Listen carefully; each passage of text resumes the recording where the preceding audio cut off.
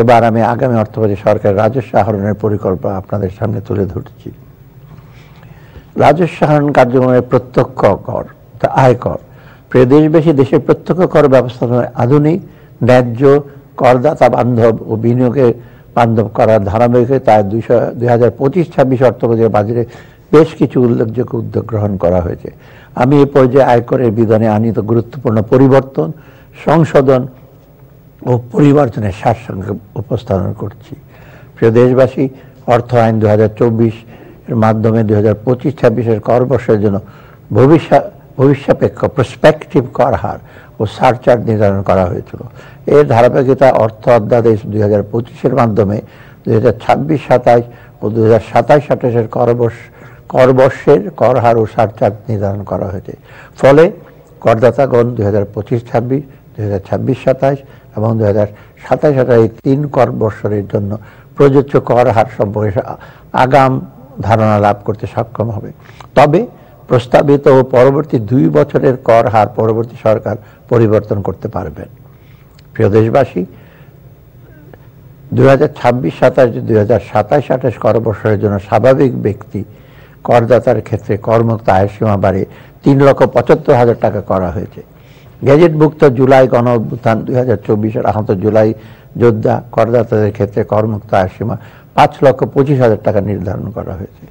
বর্তমানে স্বাভাবিক ব্যক্তি ও হিন্দু অবিভক্ত পরিবার করদাতাদের জন্য 2026-27 ও 2027-28 কর বর্ষে মোট আয়কর মুক্ত আয়ের সীমা অতিক্রম করলে ন্যূনতম করের পরিমাণ এলাকা নির্বিশেষে 5,000 টাকা নির্ধারণ করা হয়েছে।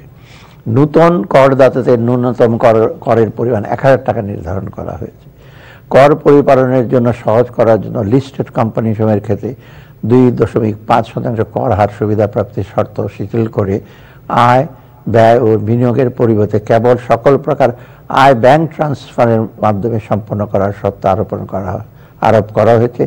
এছাড়া পুঁজিবাজারে মধ্যস্থকারী ইন্টারমিডিয়ারি হিসাবে কাজ করা মার্চেন্ট ব্যাংকের কর হার 37.5% কমে 27.5% করা নির্ধারণ করা হয়েছে।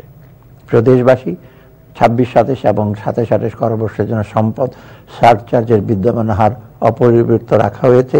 এক্ষেত্রে ন্যূনতম করকে সারচার্জ পরিকল্পনায় ভিত্তি না রেখে স্বাভাবিক ব্যক্তি করদাতার করযোগ্য আয়ের উপর নিয়মিত কর হার প্রয়োগ করে নির্গত করের উপর সম্পদ সারচার্জ পরিকল্পনা করার বিধান করা হয়েছে। কর পরিপালন ও উৎসাহিত করার লক্ষ্যে কর ন্যায্যতা প্রতিষ্ঠায় অর্থ অধ্যাদেশ 2025 মাধ্যমে বেশ কিছু পদক্ষেপ গ্রহণ করা হয়েছে। এর মধ্যে উল্লেখযোগ্য হলো ন্যূনতম করের কারণে করদাতাকে নিয়মিত করের যে পরিমাণ অতিরিক্ত প্রদান করতে হয় তা পরবর্তী কর বর্ষ সময়ে সমন্বয় করার সুযোগ রাখা হয়েছে।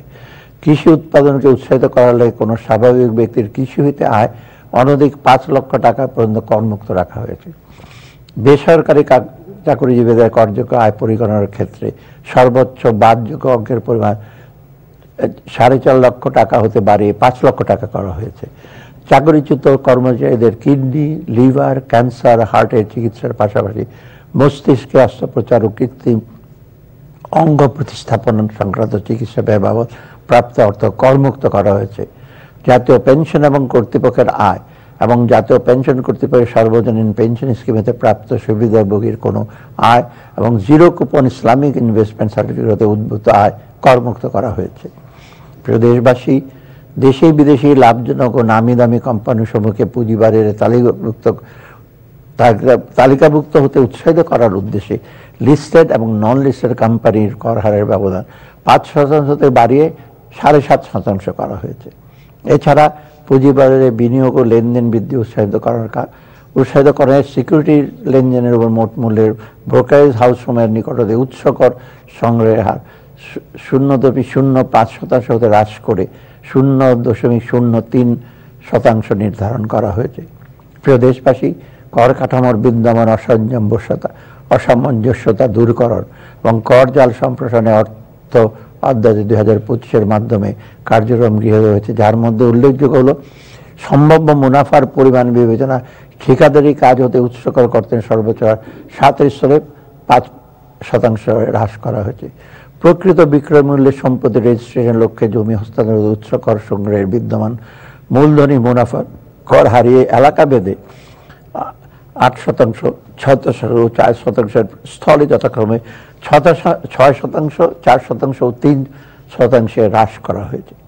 সম্ভাব্য মুনাফার পরিমাণ বিবেচনায় 152টি পণ্যের উপর আমদানি পর্যায়ে হ্রাসকৃত 2% হারে অগ্রিম কর আরোপ করা হয়েছে। পরিবেশ বান্ধব রিসাইক্লিং শিল্পে ব্যবহৃত কাঁচামাল সরবরাহের ক্ষেত্রে উৎসে কর কর্তনের হার 3%-এর স্থলে 1.5% নির্ধারণ করা হয়েছে। গ্যাস বিতরণে কোম্পানির ক্ষেত্রে নিযুক্ত কোম্পানির ক্ষেত্রে উৎস কর কর্তনের হার 2%-এর স্থলে 0.6% নির্ধারণ করা হয়েছে। ইন্টারনেট সেবা থেকে উৎস কর কর্তনের হার 10%-এর স্থলে 5% করা হয়েছে। সিকিউরিটিজের সুদ হতে উৎস কর কর্তনের হার 5%-এর স্থলে 10% করা হয়েছে। বিদ্যুৎ ক্রয়ের অর্থ পরিশোধকালে উৎস কর্তনের হার 6%-এর স্থলে 4% করা হয়েছে। সম্ভাব্য মুনাফার পরিমাণ বিবেচনায় সিগারেট প্রস্তুতকারকের নিকট হইতে নিট বিক্রয় মূল্যের উপর 3%-এর স্তরে 5% হারে অগ্রিম কর সংগ্রহের বিধান রাখা হয়েছে। স্বাভাবিক ব্যক্তি করদাতাদের ক্ষেত্রে টার্নওভার করের আওতামুক্ত সীমা 3 কোটি টাকা হতে বাড়িয়ে 4 কোটি টাকা করা হয়েছে। মোবাইল অপারেটরদের টার্নওভার করের পরিমাণ 2% থেকে কমিয়ে 1.5% নির্ধারণ করা হয়েছে। প্রিয় দেশবাসী, করদাতাদের জন্য কর প্রদান, রিটার্ন দাখিল, দলিলপত্র সংরক্ষণ সহ কর পরিপালনের আনুষ্ঠানিকতা সহজ করার লক্ষ্যে নিম্নরূপ বিধান করা হয়েছে। তহবিল, এতিমখানা, অনাথ আশ্রম ও ধর্মীয় উদ্দেশ্যে প্রতিষ্ঠা কোনো প্রতিষ্ঠানকে রিটার্ন দাখিলের বাধ্যবাধকতা হতে অব্যাহতি প্রদান করা হয়েছে। উৎসে কর কর্তনকারী কর্তৃপক্ষ কর্তৃক প্রতি মাসের পরিবর্তে ত্রৈমাসিক ভিত্তিতে উৎসে করের রিটার্ন দাখিলের বিধান করা হয়েছে। জমি বা জমি স্থাপনা হস্তান্তরকালে দলিল মূল্যের অতিরিক্ত কোনো অর্থ গৃহীত হলে ব্যাংক বিবরণী সহ দালিলিক প্রমাণাদি দ্বারা যাচাইযোগ্য হওয়া সাপেক্ষে উক্ত অতিরিক্ত অর্থের উপর মূলধনী আয়ের জন্য প্রযোজ্য হারে কর প্রদানের বিধান করা হয়েছে। স্বনির্ধারিত পদ্ধতিতে দাখিলকৃত রিটার্ন অডিট সংক্রান্ত মাঠ পর্যায়ে সৃষ্ট জটিলতা নিরসন করে অডিট কার্যক্রমকে কার্যকর ও সহজীকরণের উদ্দেশ্যে অডিট সংশ্লিষ্ট বিধান প্রতিস্থাপন করা হয়েছে। বিদ্যমান 45টি সেবা গ্রহণের ক্ষেত্রে রিটার্ন দাখিলের প্রমাণ উপস্থাপনের বাধ্যবাধকতা শিথিল করে ক্রেডিট কার্ড সহ 12টি সেবা গ্রহণের ক্ষেত্রে কেবলমাত্র TIN সার্টিফিকেট দাখিলের বিধান করা হয়েছে। প্রিয় দেশবাসী, কর অব্যাহত যৌক্তিকরণ এর অংশ হিসাবে নিম্নরূপ কার্যক্রম গৃহীত হয়েছে। কর অব্যাহতির সুবিধার মেয়াদ 30 জুন 2025 তারিখে শেষ হবে এমন কতিপয় ক্ষেত্রে কর অব্যাহতির মেয়াদ বৃদ্ধি করা হয়নি। দীর্ঘ সময় ধরে কর অব্যাহতি এবং হ্রাসকৃত হারে কর প্রদানের সুযোগপ্রাপ্ত কতিপয় খাতের জন্য প্রযোজ্য বিদ্যমান হ্রাসকৃত কর হার সংস্থা প্রকরণের সমূহ বাতিল করা হয়েছে। তবে এসব কাজে জড়িত প্রান্তিক পর্যায়ের খামারি এবং উদ্যোক্তাগণকে উৎসাহ প্রদানের জন্য এই সকল খাত হতে প্রাপ্ত অনধিক 5 লক্ষ টাকা পর্যন্ত আয় কর মুক্ত রাখা হয়েছে। প্রিয় দেশবাসী, জন্মসূত্রে বাংলাদেশি ছিলেন অথচ পরবর্তীতে বাংলাদেশেই নাগরিকত্ব পরিত্যাগ করেছেন এমন ব্যক্তি কর্তৃক বাংলাদেশে অর্জিত আয়ের উপর যথাযথভাবে কর পরিশোধ না করে নানা উপায়ে বিদেশে পাচারকৃত অর্থ সম্পদের উপর কর ও জরিমানা আরোপের বিধান করা হয়েছে।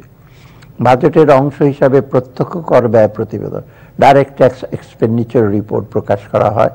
জাতীয় রাজস্ব নীতির কর নীতি শাখা 2022-23 অর্থ বছরে প্রত্যক্ষ কর ব্যয় প্রাক্কলন করেছে, যার পরিমাণ 1,07,133 কোটি টাকা।